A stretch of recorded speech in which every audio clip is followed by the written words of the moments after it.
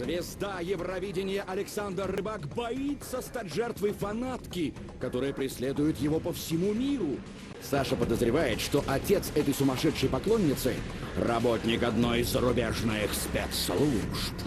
Наверняка ее папа работает в какой-нибудь израильской организации, там, Моссад или что-нибудь. Как на самом деле выглядит преследовательница норвежского певца? Чего добивается от артиста неадекватная девушка? Почему Александр опасается за жизнь своих родителей? Чем может закончиться шпионская история Рыбака? Все тайны фанатичной привязанности взрослой женщине к молодой звезде раскроем прямо сейчас. Каждый день Александр получает по сотне звонков от своей самой ярой поклонницы. Но даже непрерывно звонящий телефон можно игнорировать, а вот личных встреч часто избежать не получается. Я ее иногда вижу, да, она приходит на автограф-сессии и мешает всем этим детям, так кулаками все пробивается. Очень такой неприятный человек. Охранники Саши не подпускают истеричную фанатку к своему подопечному, и она продолжает доставать его звонками и смс-ками. Саша, так можно? Я приеду к тебе в Норвегию. Если ты спал со всякими в Москве, то не умрешь, если поспишь и со мной тоже. Ответь. Почему он так действует? Я совсем не понимаю, уже все, сдаюсь. То есть она хочет секса? Да, придется ей пригласить в Норвегию.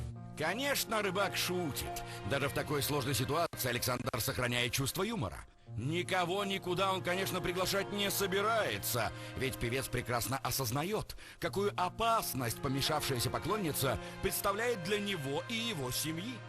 Раньше она очень меня пугала, говорила, что я убью тебя. Ну, она писала мне смс-ки, что она стоит возле моих родителей, и она готова все сделать, у нее и нож есть, и все такое. А после этого мама звонит и говорит, что ой, у нас, знаете, Саша, знаешь, что у нас такая девушка стоит здесь, она такая милая, у нее здесь плюшевый мишка.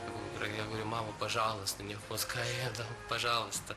Сначала артист хотел заявить в полицию, но потом решил действовать самостоятельно и посвятил своей фанатке клип. Ты так достала меня, прошу, иди навсегда. Истерики фанатки переходят все границы дозволенного. Сначала она оставляет злые сообщения на автоответчик. Серьезно, ты очень плохой человек. То, что я встретился со мной, ты просто последний год. Я тебя 3 года ждала, была верная тебе, любила тебя. Спустя какое-то время поклонница берется за ум и признается Александру в любви. Как, любимая, осталась верна. Сейчас уже любимая опять, видишь, 5 минут спустя. Чуть позже девушка звонит Рыбаку. О, вот, кстати.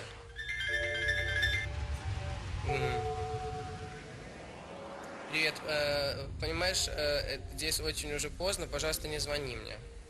Что, с любимым человеком спишь, это тебе мешало? Я не с любимым человеком, но у меня сейчас интервью, и как-то я даже уже больше не знаю, что тебе уже больше говорить.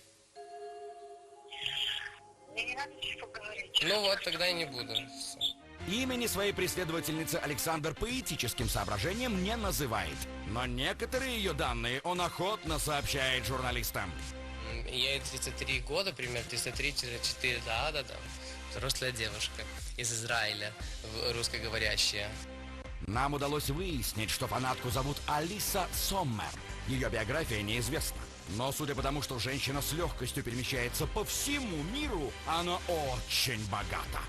Когда я на Facebook пишу заранее, когда я куда-то еду, так она всегда со мной едет туда. Потому что я думаю, что пора написать что-то такое, что я на Северный полюс еду и там даю концерт.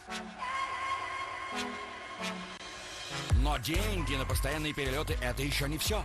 Самое удивительное то, что Алиса всегда знает номер телефона Рыбака. Она может позвонить ему, где бы он ни находился. Если я меняю номер, так она сразу новый номер находит.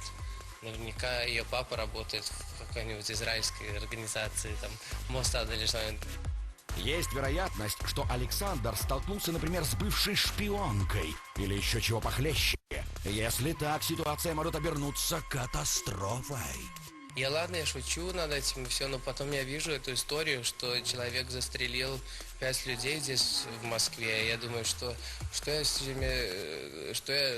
шучу все время над этой ситуацией, где же наоборот нужно психолога найти для нее.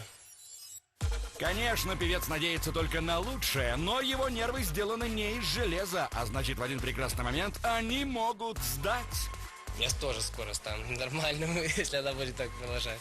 Возможно, что после такого высказывания Алиса сжалится над своим кумиром и озадачится поиском более подходящего для нее мужчины. Ей уже пора найти мужа. Если же звонки будут продолжаться, исход истории может быть очень печальным. Одному из 2 героев уготовано место в психиатрической лечебнице. А кто это будет, зависит от настойчивости госпожи Сомер и нервов Александра Рыбака.